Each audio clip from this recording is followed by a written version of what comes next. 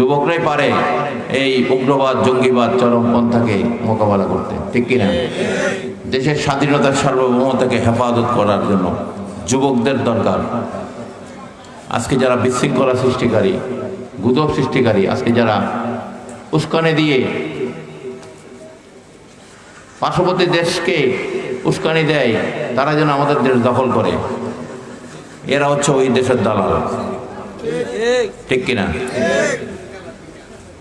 আমরা, আমাদের বন্ধু আছে, আমাদের কোনো শত্রু নেই, ঠিক কিনা? আমাদের কোনো প্রভু নাই, আমাদের বন্ধু আছে। আমাদের কারো দেশ দখল করার হুমকি দেওয়ার দরকার নেই, আমাদের দেশেও কারোর আসার দরকার নেই, ঠিক কিনা? আমাদের দেশ দখলের কারোর দরকার নেই, কারো দেশ আমরা দখল করার কোনো দরকার নাই। এগুলা যারা উস্কানি দেয় এরা ওই দেশের দালাল। তারা একটা ক্ষেত্র তৈরি করে এই দেশকে ভাগ করার চিন্তা করে, ঠিক কিনা? আজকে আন্তর্জাতিকভাবে ষড়যন্ত্র হচ্ছে এই দেশকে ছিন্ন বিচ্ছিন্ন করার জন্য।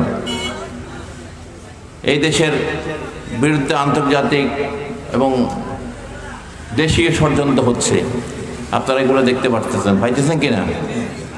দেশের দ্রব্যমূল্যের দাম বেড়ে গেছে, মজুতদারি দেশের দ্রব্যমূল্য লাগামহীনভাবে চলছে, মানুষের কথা কেউ চিন্তা করছে না, ঠিক কিনা? মানুষ কিভাবে জীবনযাপন করবে সে বিষয়ে কারো চিন্তা নাই। সবাই আছে কুর্সি নিয়ে, সবাই আছে ক্ষমতা নিয়ে। পরিবর্তন দেখেছি কিন্তু পরিবর্তন কিছুই হয়নি, ঠিক কিনা?